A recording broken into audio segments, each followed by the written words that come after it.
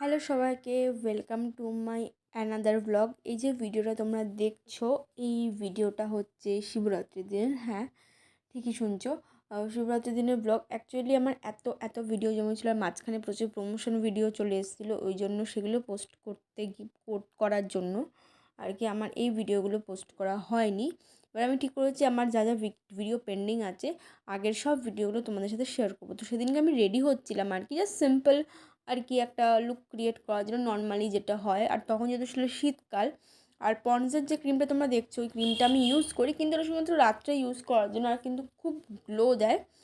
তো ওইভাবে আর কি নর্মালি রেডি হয়ে নিয়েছিলাম, টোনার, ময়শ্চারাইজার এইগুলো দিয়েই আর কি। আর লাস্টে লিপ বাম, আর তার উপরে লিপস্টিক। শীতকালে আমি মেনলি লিপ বামের ওপরে লিপস্টিকটা দিই, যেহেতু একটু গ্লসি লাগে, তাই জন্য লিপ বামের ওপরে লিপস্টিকটা দিয়ে দিই।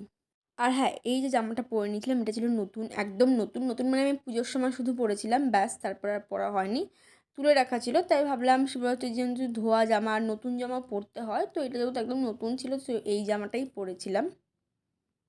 ব্যাস, এই ছিল কিন্তু আমার শিবরাত্রির দিনের হচ্ছে ফাইনাল লুক। একদম সাদামাটা মেকআপ। তোমরা দেখবে যত মেকআপ হালকা করব, তত কিন্তু দেখতে বেশি সুন্দর লাগে।